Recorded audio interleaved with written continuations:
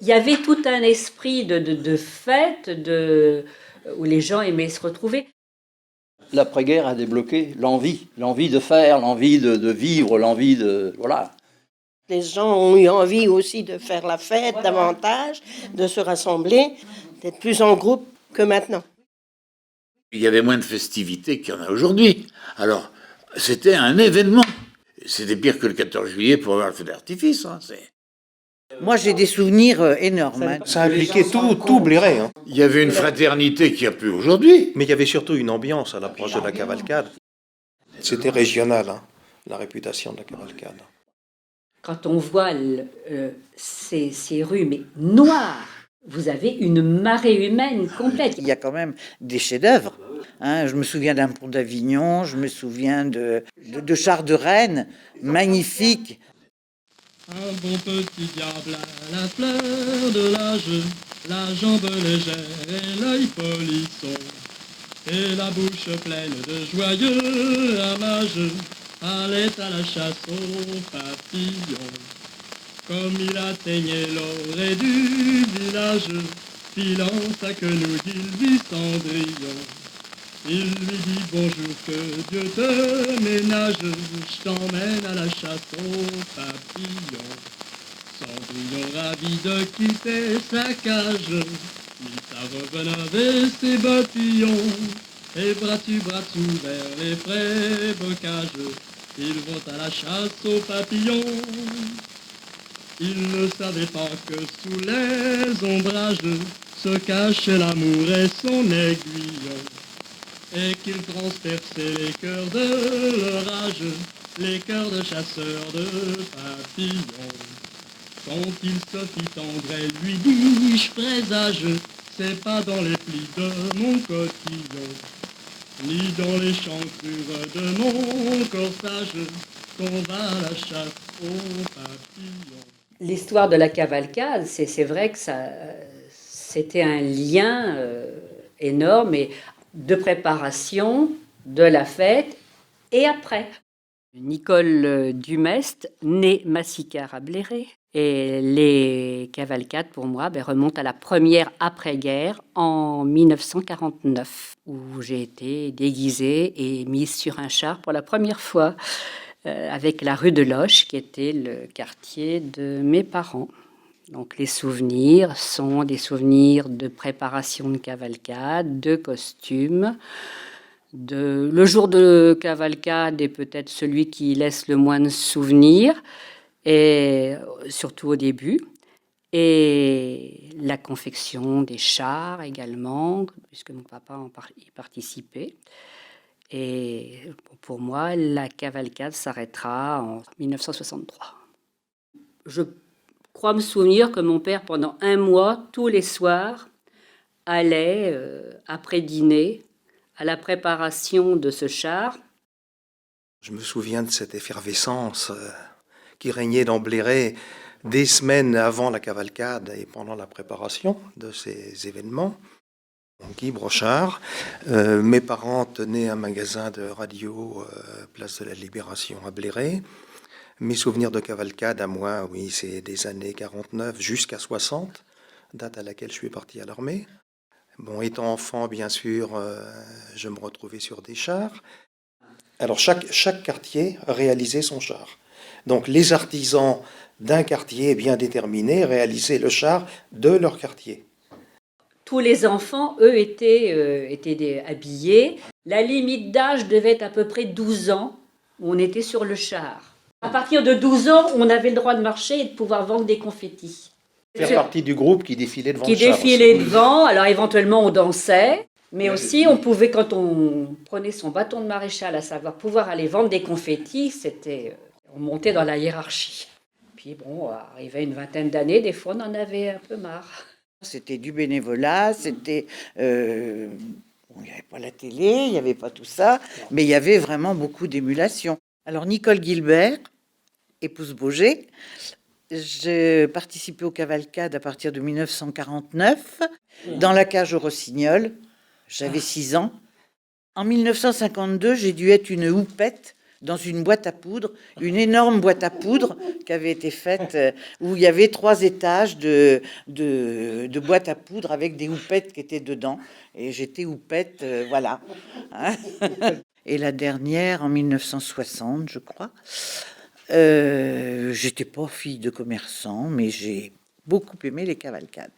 Oui, c'est vrai qu'il y a eu des périodes où il y avait beaucoup de monde, de 60 aux années 80, de spectateurs, j'entends. Hein.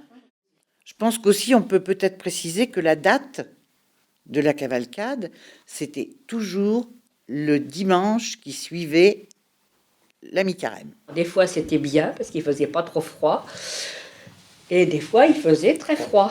Il y a eu 4 cavalcades qui n'ont pas eu lieu après-guerre. Et il y a une fois, heureusement, parce que de mémoire, je crois qu'il avait beaucoup plu ce jour-là. Moi, le temps, les 20 que j'ai faits, il n'y a jamais eu une goutte d'eau, en février ou mars. Il pleut jamais à la cavalcade. J'ai vu de la neige la veille. Elle avait fondu le lendemain. Je ne sais plus quelle année. Incroyable.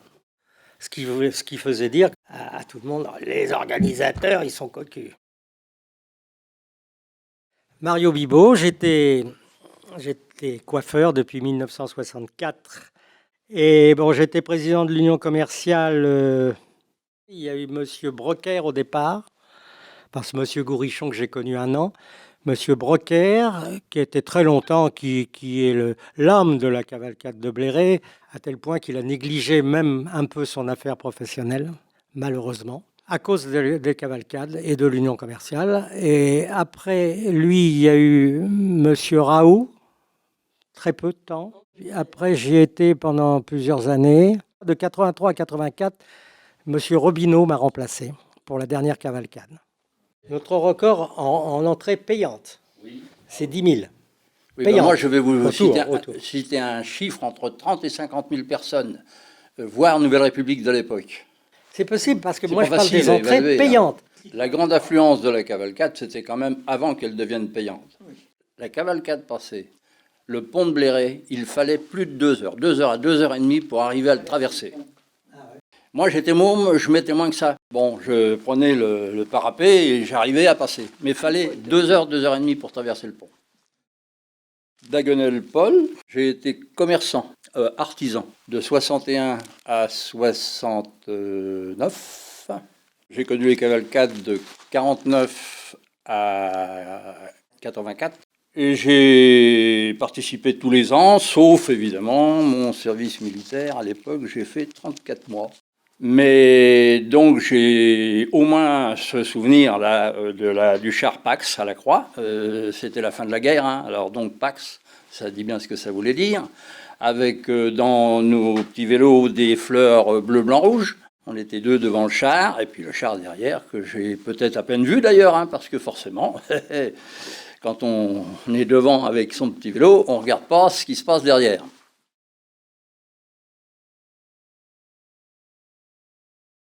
D'après les cartes postales, la première cavalcade qu'on a pu retrouver était de 1906 à la Croix. Il y a eu, je crois que c'est 1906, 1911, 1913, mais ça ne correspond qu'à la Croix. Est-ce qu'il y avait quelque chose sur Bléré ?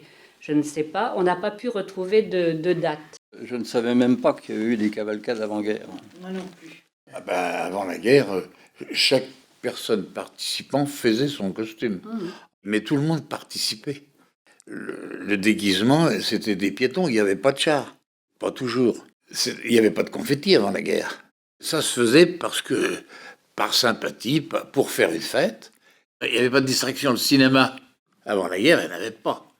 Et puis, pour faire connaître le pays, parce que, évidemment, toute l'année, il fallait faire connaître Bléré-la-Croix. Je m'appelle Henri Romain. Mes parents tenaient le garage place de la République.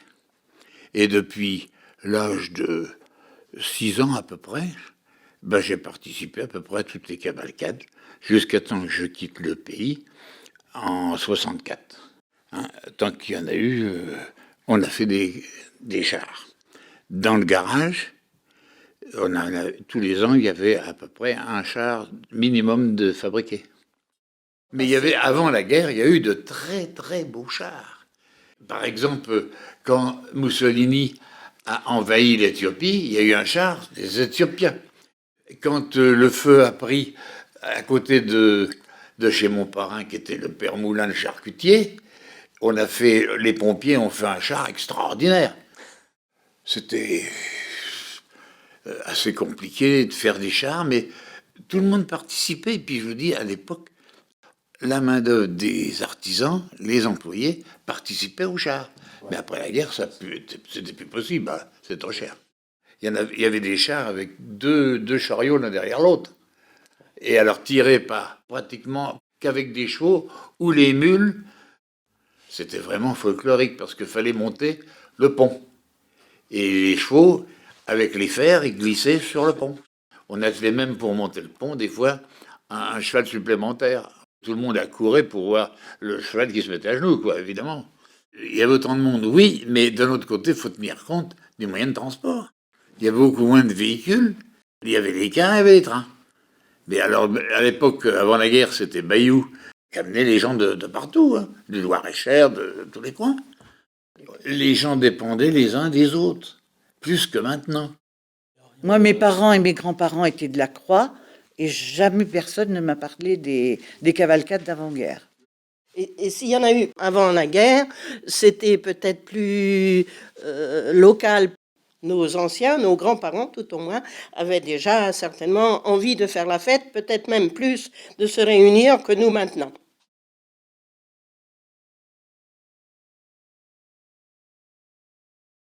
Madame Brier-Paulette, moi j'ai connu les cavalcades que de 70 à 80. J'étais commerçante rue Gambetta et responsable du quartier de la rue Gambetta. Pour la préparation des cavalcades, faudrait presque remonter de 3 à 6 mois en arrière pour savoir déjà les premières réunions. Ce qui était important, c'était déjà la mise de départ, la préparation, les thèmes aussi qu'il fallait apporter, au moins 3 mois à l'avance, pour que ça apparaisse dans les programmes qu'on prévoit. Enfin, que le début, on avait déjà au moins 3 réunions minimum pour... Je pense que ça commençait à se préparer, même l'automne qui précédait. C'est à l'automne, oui. Voilà, à la rentrée. Après la rentrée, on commençait. Dès la rentrée, le thème était fixé, voilà, les réunions commençaient à avoir lieu pour pouvoir organiser la préparation des chars, la préparation des costumes, la préparation des fleurs, les couleurs dominantes, les thèmes dominants. Ce qu'il faut dire, c'est que c'était libre. On faisait ce qu'on voulait. Absolument. Il fallait donner son thème assez tôt. Là, pour les programmes. Pour les programmes. Et c'était le plus difficile à trouver, le thème. Qu'est-ce qu'on va faire? Qu'est-ce que vous avez comme idée? Mais il n'y a pas qu'avant la guerre qu'il y a eu des chars satiriques, il y en a eu après, sur des événements politiques. Je me souviens d'un char, Lolo Mendes, quand Mendes France avait institué le verre de lait pour les enfants dans les écoles. Ça avait fait l'objet d'un char. Il était Premier ministre. Enfin, Le verre de lait. Oui, et cette année-là, La vache, oui. il avait eu droit à sa vache. Voilà. Les thèmes étaient en général appropriés à la vie politique, hein, un petit peu. Il y avait quand même des chars qui étaient un peu tendancieux. Le franc, le nouveau oui. franc. Il y a eu sur l'essence où il y avait avec la crise pétrolière. Donc là, c'est pareil. Il y avait beaucoup de chansons. Oui, de chansons, il y avait les régions, mais il y avait aussi des choses humoristiques. Alors, il y avait des quartiers qui étaient plus spécialisés dans les thèmes humoristiques, avec À la Croix, par la exemple. Croix, ils en avaient toujours un. Mais Bléré aussi, il y avait un quartier, mais je me souviens plus lequel, où c'était toujours avec des assez olé, avec les hommes habillés en femmes. Ça faisait partie d'un esprit. Puis il y avait les autres très sérieux. Il y avait Beaucoup des de temps, accrochages beaucoup de d'énergie. temps en temps sur la préparation, des gens qui n'étaient pas d'accord, ou s'il y avait des fois 2 idées pour faire le thème du char, pour arriver à avoir une unité, c'était pas toujours simple. On avait des répétitions avant la cavalcade pour chanter. Je me souviens quand j'étais en Niçoise, le char c'était le petit cabanon. Un petit cabanon, pas plus grand qu'un mouchoir de poche. Alors, on avait des répétitions dans les semaines qui précédaient la cavalcade pour chanter, pour apprendre les textes, pour tout ça. On nous réunissait dans la salle de réunion du Café du Chalet pour apprendre les chansons que nous allions chanter sur le char. Alors je me souviens de certains thèmes, Ma petite folie, Les carabiniers de Castille, Trappeurs de l'Alaska, où cette année-là je ne chantais pas, je jouais de l'accordéon avec mon professeur de l'époque. Un bon petit diable à la fleur de l'âge, la jambe légère et l'œil polisson, et la bouche pleine de joyeux ramages, allait à la chasse aux papillons. On avait enregistré ce disque. J'appartenais donc au Comédien du Dimanche et c'est Monsieur Sauvage de la Croix qui était le directeur. Comme le char des papillons était un char de la Croix, que les maquettes étaient faites à cette époque-là en général par le fils Sauvage, Serge. Monsieur Sauvage m'avait dit, le char des papillons, tu devrais au moins chanter la chasse aux papillons. Moi, je lui ai dit, vous êtes bien gentil, mais la cavalcade, ça dure au moins, je vais chanter pendant 4 heures. C'est pour ça qu'on avait pris la décision d'enregistrer. L'inconvénient de ça, c'est qu'à l'époque, je crois bien qu'il n'y avait pas encore de magnétophone. Hein. Ce qui est certain, c'est qu'il a acheté 2 disques vierges en cire, qu'il avait une machine, par contre, à graver les disques, hein, indéniablement. Et pour être sûr d'avoir au moins quelque chose, une face qui marche, on a enregistré 4 faces, 2 disques. Alors, ça a été une soirée un petit peu longue avec Joseph, hein, c'est sûr. Hein. J'ai d'ailleurs un disque où je dis « Oh merde, je me suis trompé ». Bon, c'était un peu folklorique, c'est sûr. Aux papillons, à la chasse aux papillons. En principe, il y avait un char de fait par quartier, par rue, parce que les quartiers, c'était plutôt les rues de Bléré, ou des clubs sportifs, ou éventuellement des groupements je pense aux HLM, par exemple. Les HLM ont fait la Luisan, ont fait un char une année. Des associations. Anciens prisonniers Les de anciens guerre. prisonniers de guerre, ça durait presque 8 ou 9 ans quand même qu'il y a eu, que les prisonniers ont manifesté pour faire ce char. L'Union des commerçants L'Union des faisait le char de la commerçants, reine. il y avait le char de la reine. Il y a eu des petites constructions faites par une famille ou 2 familles ensemble, avec un mulet ou avec Une un petite chien, remorque ou une voiture, avec ouais. quelques enfants dessus. C'était des familiales, voilà. Vous aviez Mais ils demandaient à participer. Vous aviez le Fa- père Cottard, les famille. carisseurs du pays, et puis le notéboueur municipal, et le père Godot. Ah, ça faisait un tandem, là. Ah, tous les deux, c'était quelque chose. Ils se déguisaient. Le père Il y avait Cottard la en tutu carriole, sur un char. Il y avait la carriole. C'était 2 bouts en train à chaque mais fois. c'était quelque Chaque année, ce tandem. Ils Tourne. avaient fait un cirque une année. Et puis le père Cottard était en tutu, en danseuse. Ah oui, Godot faisait Ah de non, la mais barre il était fixe ou un truc là, comme là. ça. J'étais complètement... Le père Cottard en vieille institutrice avec son pensionnat de Avec son jeune fille pensionnat, mais ça, c'est qui les photos. défilait. Alors, il fallait trouver bien sûr un plateau tiré par un tracteur. Bon, enfin, c'était toujours les mêmes qui reservaient tous les ans, hein, bien sûr. Le quartier avait son plateau et son tracteur. Les premiers chars, hein, après la guerre, au début des années 50, étaient tirés par des chevaux. On avait assez de L'année où il difficultés, était en- c'est de trouver un plateau de paysans pour monter le char. Et c'était pas facile, parce qu'il faut trouver un grand plateau. Et on n'avait pas de grands paysans. Ils ont des grandes exploitations, ils n'avaient pas des gros trucs. Avec un plancher en bois où on peut enfoncer les pointes, que le paysan il veut bien. J'ai même en cherché un en boise une fois. Et il y a des quartiers qui ont trouvé des essieux, des machins. Oui, il y en a qui avaient leur Oui, plateau leur après. plateau, qui avaient- personne, fait leur oui, c'est plateau. ça, oui. Mais il fallait déjà être riche, parce qu'il fallait trouver... Et puis il fallait le Des stocker roues toute de l'année. camion, des Il trucs fallait le comme ça. remiser pendant un mois en plus. Il fallait fallait que ce soit trouver- couvert. Un toit assez haut. Et puis Ah. les grandes portes. Parce que le problème, c'était d'avoir une grange avec des portes C'est assez arrivé que hautes. ça sortait Parce que pas. c'est arrivé ça. Ah ben oui, il y a des fois que ça sortait pas. On en démontait un petit bout pour le Ça remonter à passait pas l'extérieur. sous les fils électriques. Ah oui. Ah bah oui, ça aussi. Mais Ah, ça arrivait, des trucs. oui, mais on allait solliciter bouter de l'électricité pour remonter un peu les fils à certains endroits. Et il y a eu quelques Ouais, lignes il y avait téléphoniques de des- cassées des jours de cavalcade. Moi, je me souviens avoir vu des messieurs avec des grandes perches pour soulever les fils de oui. téléphone, pour passer à la barrière de la croix, oui, sur il y la avait ce levée. problème-là. Quand on traversait les rues, ça, c'était très, très original. Je me souviens en particulier d'un char de la Reine, où c'était une coquille Saint-Jacques, il me semble, qui était vraiment très, très haut perché. On donnait la dimension, d'ailleurs, je m'en rappelle, c'était 5,50 m ou 5,70 m pour passer sous les fils. Beaucoup de chars étaient faits dehors. Et c'était forcément en février ou plus tard en mars.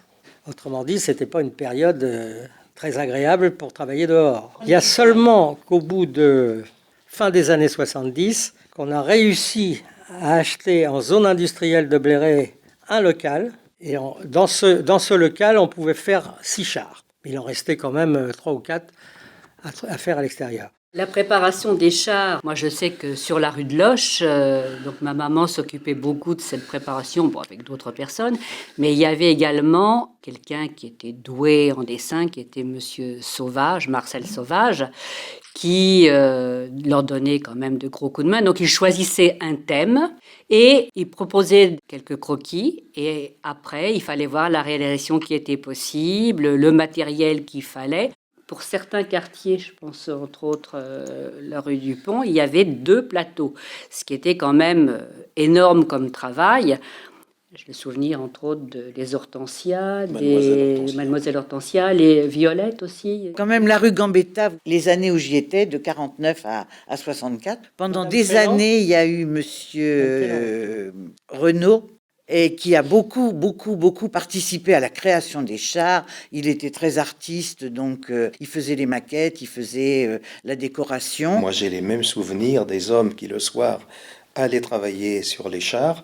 Alors, ça commençait souvent, certains chars, par l'intervention d'un serrurier qui faisait une carcasse en fer rond, qui était habillée ensuite en papier, en carton.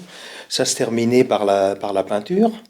C'est vrai que c'était prenant, c'était minimum 4 à 5 soirs par semaine, en gros, de 8h, 8h30 à minuit tous les soirs. Ils repartaient bosser le matin de bonne heure, et puis c'était fatigant hein, aussi. On passait la nuit. On pouvait mettre avant la guerre, on pouvait mettre les ouvriers sur le char, en payant évidemment leur salaire, qu'après la guerre, ça a été très difficile. Donc, du jour où on a fait payer pour construire les chars, l'atmosphère a complètement été transformée. Mais dans mes mémoires, les artisans ont quand même travaillé gratuitement sur les chars, pratiquement jusqu'aux années 58 par là.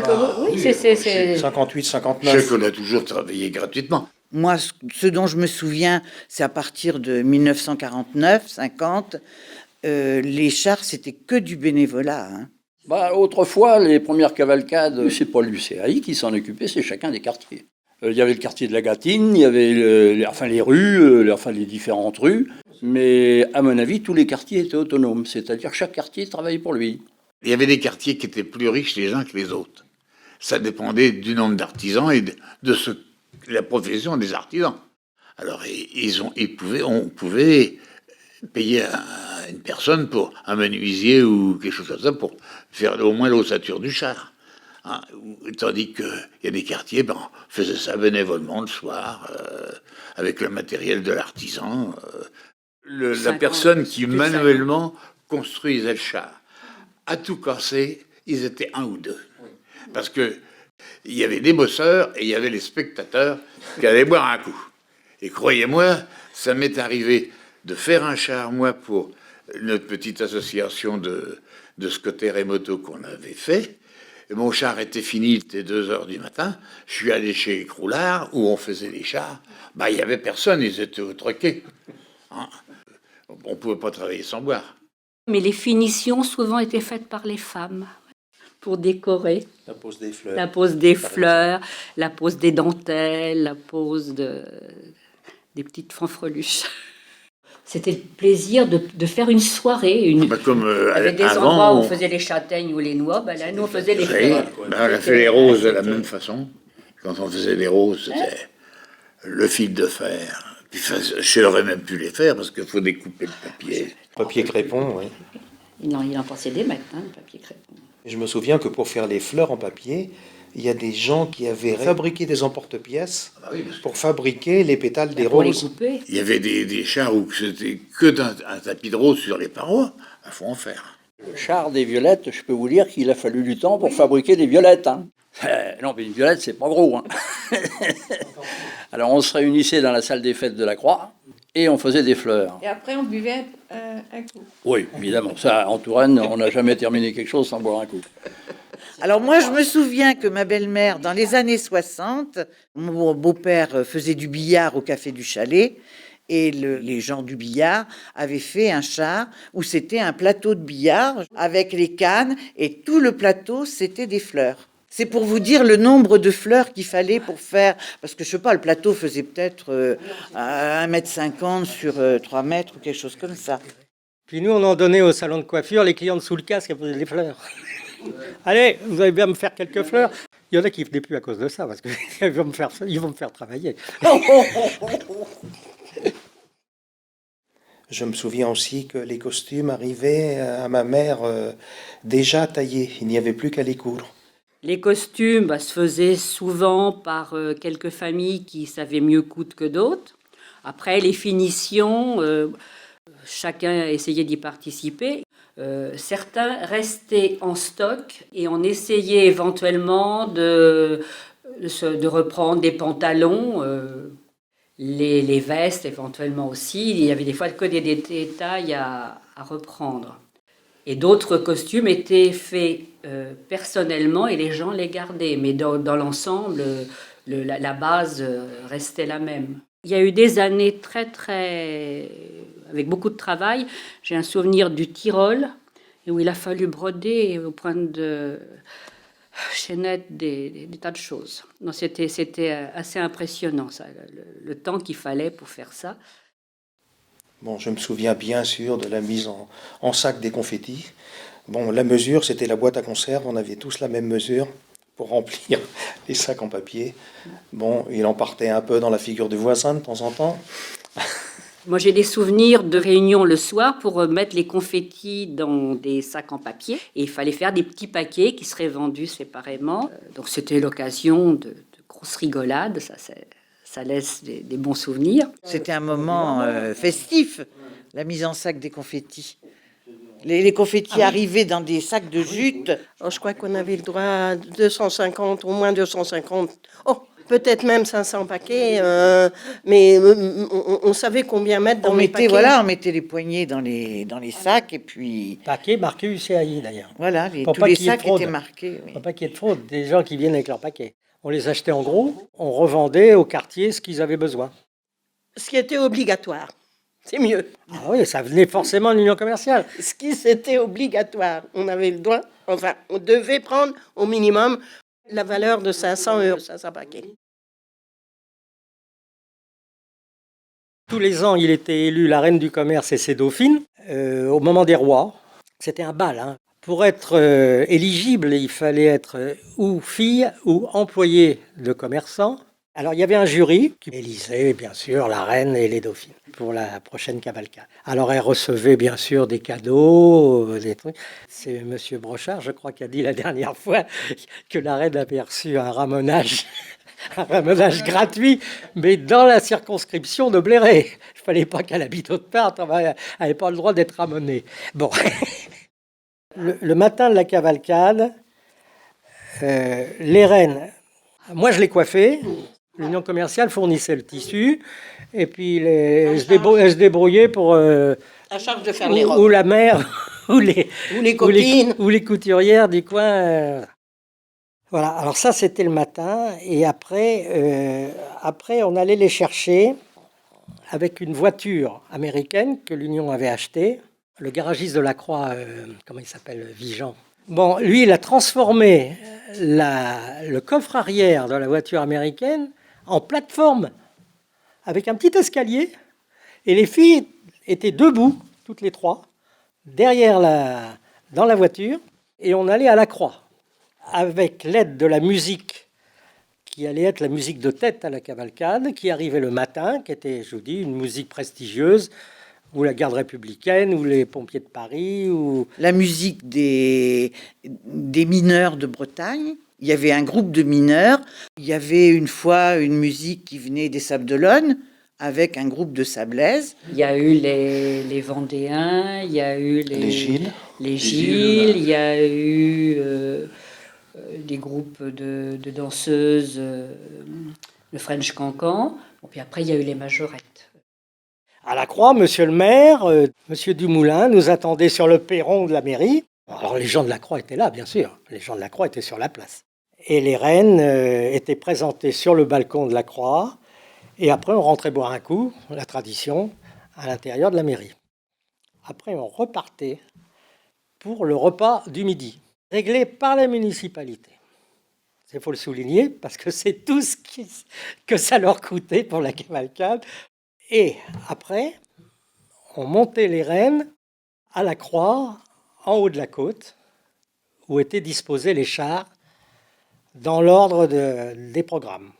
Et c'était toute une organisation pour mettre les chars dans l'ordre qui arrivait. Donc, souvent, ils partaient le matin pour commencer à se mettre en place. Il fallait intégrer les musiques. Il fallait viser par rapport aussi au passage du train. Et le problème, c'était de les ranger dans la côte d'Amboise, car il y en a qui arrivaient avant les autres. Or, ceux qui étaient le plus haut, il fallait qu'ils se croisent. Un autre problème, c'était de faire demi-tour aux chars, qui arrivaient de Bléré, qui devaient faire demi-tour sur une route pas très large. Alors un tracteur plus un grand plateau, c'était quelquefois un peu difficile. Bon, bah alors le ruban, il y avait un ruban qui était coupé par l'autorité la plus haute qu'il y avait au départ. C'était souvent le député ou conseiller général, monsieur Fortier. Alors il y avait le passage Parfois on était bloqué au passage à niveau s'il y avait un train. Il y en avait un bout qui était passé et puis l'autre qui attendait. Il y avait des moments où la cavalcade était coupée parce que alors, il y avait toujours peur aussi, il y ait quelqu'un qui veuille traverser. Il y a le pont était difficile, mais le passage à niveau était difficile c'était aussi. un critique, C'était un sacré problème pour passer les chars là. On avait deux ou quatre motards, ça dépendait, devant la voiture pour écarter la foule. Parce que sur le pont, si vous écartiez pas la foule, il n'y avait aucune chance de passer. Tout le monde nous attendait sur le pont. Le train de Tours, qui était un train spécial pour les cavalcades, qui venait de Tours, descendaient les gens bien sûr à la gare, et de la gare, ils allaient tous sur l'avenue, et puis ils arrêtaient souvent au pont. À l'arrivée de la place Charles Bidault, à la fin, les chars continuaient seuls, et les musiques arrêtaient, se dispersaient en rond. Et il y avait le chef de musique de Bléré qui faisait jouer un morceau d'ensemble. Il y avait 1 millier de musiciens à peu près. C'était magnifique. Ça prenait toute la place. Et il dirigeait toutes les musiques qui avaient reçu leur morceau d'ensemble à jouer dans leur courrier, bien sûr. Tous les gens descendaient des chars et on faisait le tour du pâté de maison, donc autour de l'église, en fait, de l'église, de la mairie qui était aussi donc à côté de l'église. Et là, toutes les participants, c'était un grand défilé pour en fait saluer tout le monde. Et ça, c'était aussi un moment important. Et ça se terminait au café. Chaque quartier avait un café où ils allaient prendre un pot à la fin de la cavalcade. Et où ils se réunissaient pour la création de la cavalcade aussi. Et après, il y avait le bal. Il y avait encore un bal. Pour ceux qui n'étaient pas trop fatigués. Mais parce qu'ils avaient fait beaucoup de chemin. Quand on regarde sur les programmes, les itinéraires, je ne sais pas si vous vous rendez compte le nombre de kilomètres depuis là-haut sur les dessus de la Croix jusqu'au le circuit en centre-ville qui faisait bien 3-4 kilomètres. C'était quand même un parcours qui était très très long. Et c'était la grande fête, ils étaient très très contents, mais épuisés quand ça se terminait. Alors il y avait les arrêts, les pauses où ils faisaient une aubade dans un quartier, il fallait quand même des temps de pause, mais c'était les gens venaient leur offrir à boire s'il faisait très chaud, éventuellement leur donner des gâteaux. Il y avait aussi là encore une participation de la population dans les rues.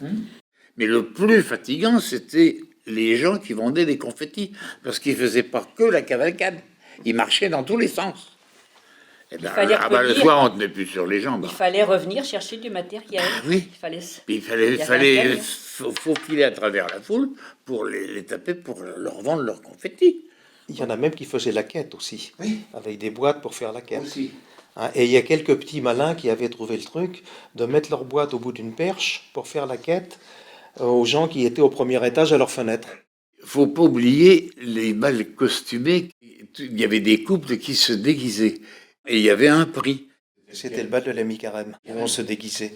Et où les meilleurs costumes étaient primés, effectivement. Oui, oui, c'était vrai. Il y avait des beaux déguisements. Hein. Il y avait des trains spéciaux qui amenaient les gens, mais qui attendaient la fête. Et à 2 heures du matin, il y avait encore un train pour ramener les Tourangeaux.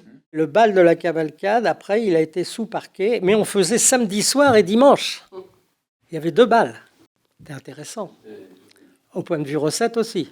Pour nous, Ça aussi, c'était c'était une rentrée. un peu inaccessible parce que on avait beau participer à la cavalcade, il fallait payer l'entrée.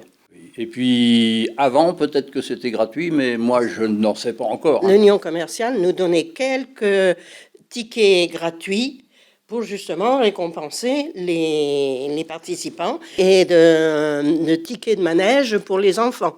Il faut quand même dire ça aussi. La fête foraine, alors il y avait une partie qui fonctionnait dans la journée, les gens qui avaient pas qui avaient regardé à quelques chars et puis qui avaient envie d'aller s'amuser, et puis le soir, et donc le lendemain, ça c'était pour les gens de Bléré le lendemain, mais le soir, Tard dans la nuit, il y avait la nuit. tant qu'il y avait le bal. Le lendemain de cavalcade, il n'y avait pas d'école.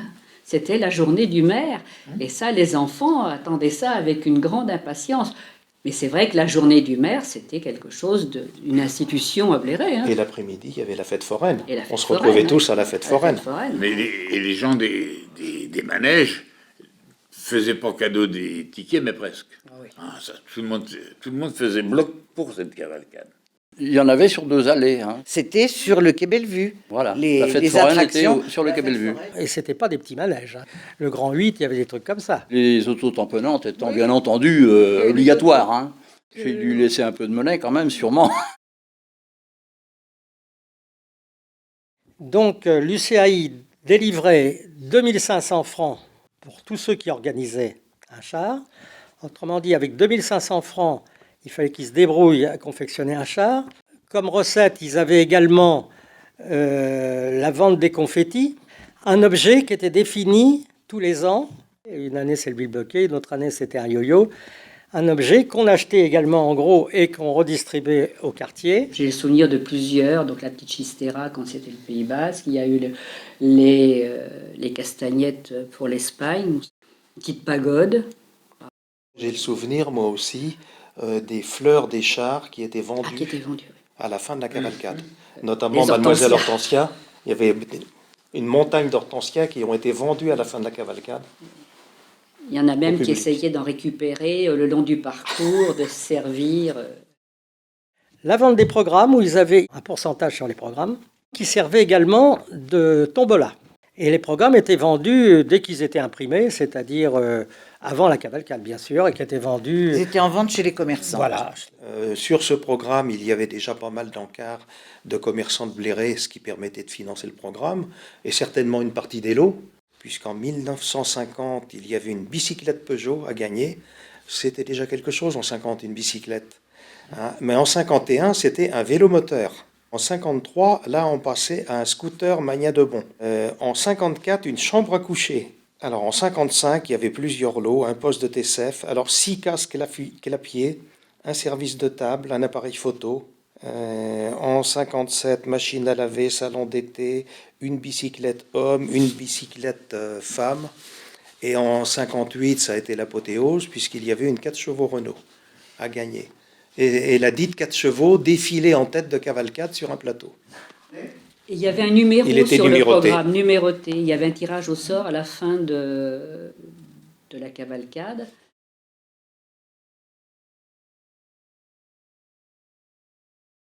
Une année, il y a eu un défilé illuminé le soir, parce que bon, il faisait nuit quand même de bonne heure au mois de mars, et on a eu un défilé. Alors les chars étaient illuminés, peut-être pas tous, Moi, je me souviens d'une année où les chars ont été illuminés. Pas connu, moi. Il y avait eu une année, je me souviens plus quand, une locomotive à vapeur qui était très réaliste. Hein, elle fumait et tout. Et ils l'ont déplacée, ils l'ont emmenée sur la route. Un automobiliste a été tellement surpris de voir une locomotive devant lui qu'il s'est flanqué dans le fossé. Dans les cafés, ils prenaient des extras pour servir, Bon, Les jeunes, ils buvaient du diabolomante. On vendait beaucoup de limonade. les musiciens, Ah, par en contre, fin d'après-midi, ils n'étaient pas tous très clairs. Ça, il y a des années C'était la mémorables. fatigue, c'était la fatigue. Oui, c'était la D'ailleurs, fatigue. faut- À l'arrière des chars, généralement, il y avait un espace où, alors je ne sais pas trop ce qu'il y avait, mais il y en avait pas mal qui allaient voir à l'arrière du char. Bon, j'ai pas... La j'ai pas le réserve. sou- La réserve, voilà. Pendant au moins 2 ans, j'ai conduit la voiture à confetti. C'était la vieille camionnette Renault, 11 chevaux, dans le style des Brigades du Tigre. Mais il y avait un travail phénoménal le lendemain de ramassage des confettis. C'était par camion entier. Alors Bah, là, vu c'était l'épaisseur. spectaculaire de voir sur le pont, par exemple, L'épaisseur. on ne voyait plus la dénivellation entre les trottoirs et la route. Non. C'était un matelas de confettis. Évidemment, les services C'était la municipaux ville passaient qui s'en occupait. passaient le lendemain pour ramasser des tonnes et des tonnes de confettis. Pendant 2 ou 3 ans de rang, quand j'avais mon magasin rue du Pont, on m'avait demandé si je pouvais faire venir des véhicules publicitaires. C'est M. Brocker qui m'avait demandé ça.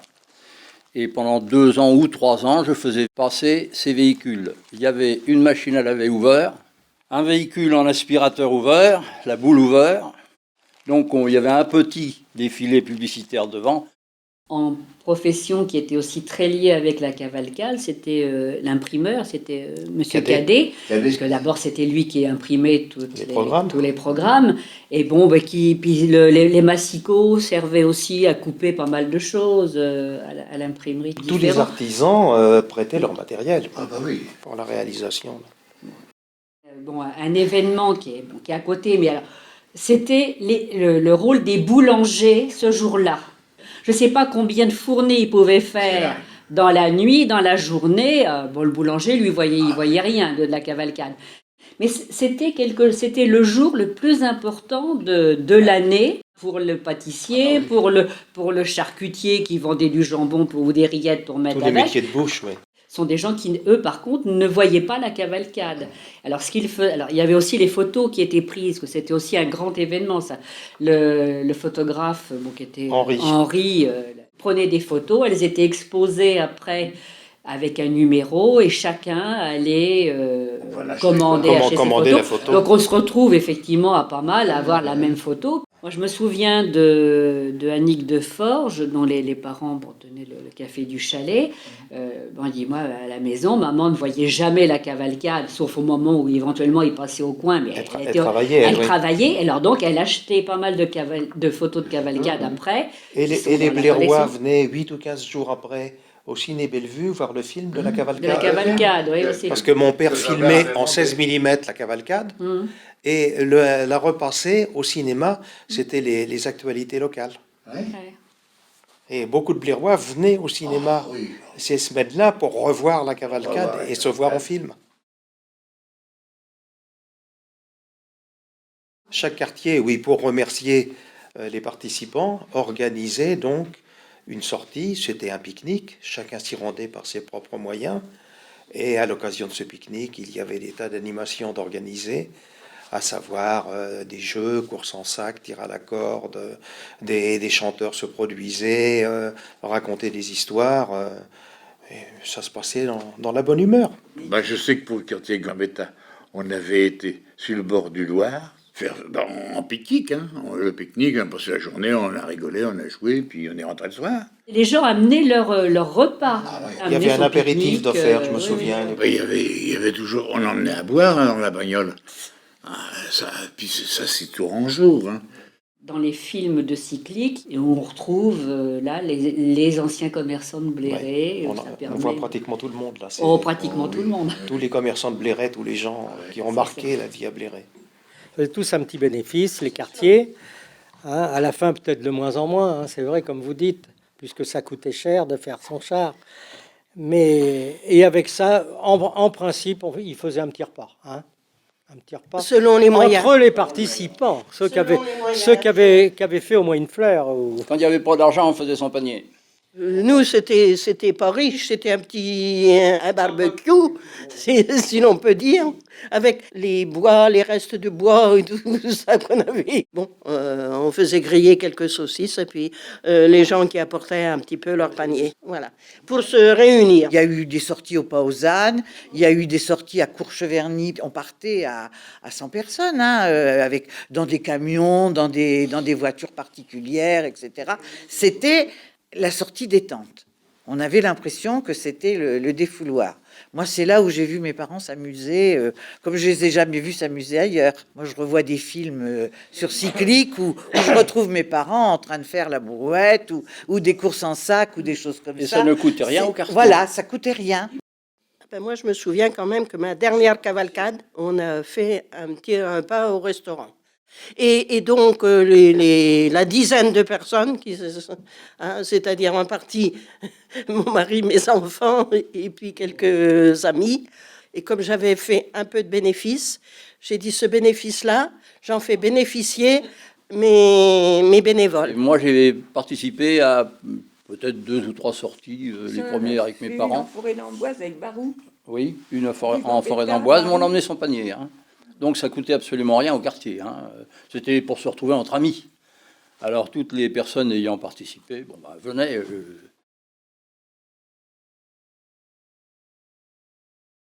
Ça devenait de plus en plus difficile. C'est pour ça qu'on a fait payer, parce que la musique qui allait en tête, qui était toujours une musique prestigieuse, ça nous coûtait environ 10 000 francs. À l'époque, c'était énorme. La musique de Bléré, qui était toujours devant le char de la Reine, bon, ça coûtait pas cher. Il y avait beaucoup les villages environnants, la musique. C'est vrai qu'il y avait des musiques dans toutes les communes. On leur payait quand même des frais de déplacement. On leur offrait un goûter et un coup à boire. Oui, c'est ça. Donc, il fallait qu'on fasse payer les entrées. Et la cavalcade a vu ses spectateurs s'en aller, parce que quand on a payé une entrée, c'est difficile, avec des enfants notamment, de payer des confettis, d'acheter des bouquets ou autres objets. Donc la cavalcade a périclité. 60 contrôleurs autour de Bléré pour faire payer les entrées, avec les parkings extérieurs, etc., etc. Mais où fermer la ville? À quel niveau la fermer? Parce qu'à 1 kilomètre, c'est toujours des Blairois. Ils n'étaient pas d'accord, il fallait qu'ils payent. Alors un jour, ils sont venus, tous en groupe, ils ont enfoncé les barricades. En gros, c'est ça. Depuis ce jour-là, on a dit comment faire. On ne peut plus fermer la ville. On a lancé une souscription. Ça faisait payer tout le monde. C'était pas mal. Et ça n'a pas marché tellement. L'année d'après, ça a été plus dur de les vendre, les billets. C'était dans les années 80. Ces dernières années-là, l'Union commerciale n'avait plus assez d'argent pour payer les dernières cavalcades qui étaient gratuites. Donc, ils ont dû récupérer les cagnottes des quartiers. Mais le bénévolat, plus ça allait, plus il était difficile à trouver. J'ai un exemple dans ma rue du Pont. Nos chars étaient faits par un menuisier, bénévolement. Hein, et un jour, il nous a envoyé la facture du char. C'était les vedettes de Cherbourg. C'était des petits bateaux en bois, mais qui auraient pu le flotter. C'était un travail magnifique. Mais il nous a envoyé 6 000 francs d'addition. Alors, depuis ce jour-là, je ne sais pas si c'était pas en 80, les artisans autres, qui eux travaillaient bénévolement, ils se disaient pourquoi que lui, il a pris ça comme un. Il est évident que des gens comme moi, qui étaient bénévoles, absolument bénévoles, ça me tentait plus trop d'aller faire comme je vous ai dit tout à le l'heure. zigoto pour que pourquoi moi, certains commerçants et artisans se mettent de l'argent dans les poches. C'est le problème. Quand on a payé pour les gens pour faire le char ou acheter des chars, alors là, ça commençait à y avoir une certaine zizanie. Évidemment, quand il y a une question d'argent. C'était devenu mercantile. Après la guerre, c'était vraiment le bénévolat. Les gens le faisaient presque pour s'amuser. Ça créait une émulation, ça entretenait les relations et puis ça permettait de dédramatiser peut-être les petits conflits. Il y avait l'éternelle polémique des commerçants à qui ça rapportait, c'est-à-dire tous les commerces de bouffe, et qui ne travaillaient pas pour les cavalcades. Absolument. Parce qu'ils n'avaient pas le temps.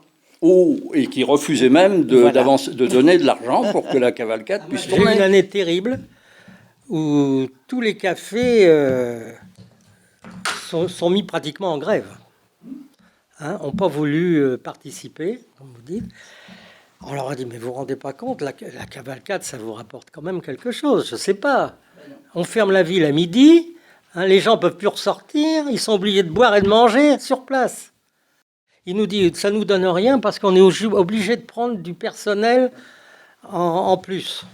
Vous entendez des choses comme ça, moi j'étais fou d'entendre ça.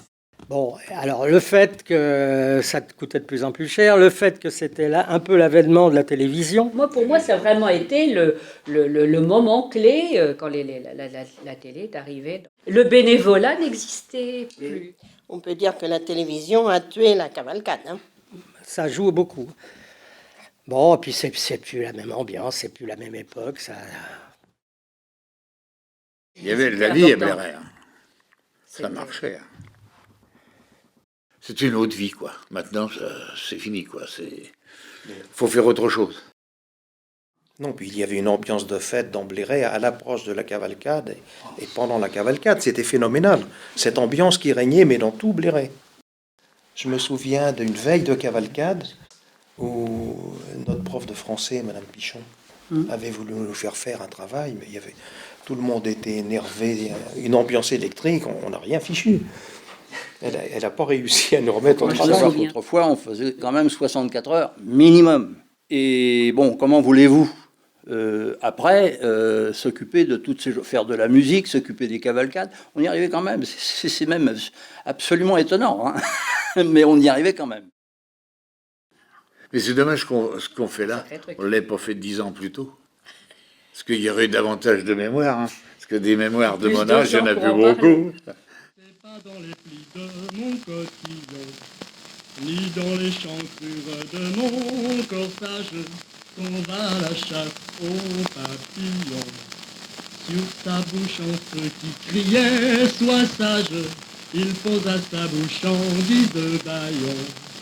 Est-ce le plus charmant des remue-ménages qu'on ait lu de mémoire de papillon?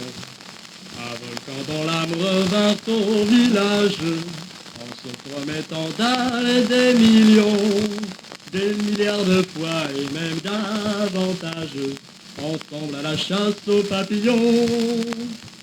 Et tant qu'ils s'aimeront, tant que les nuages, porteurs de chagrin, les épargneront.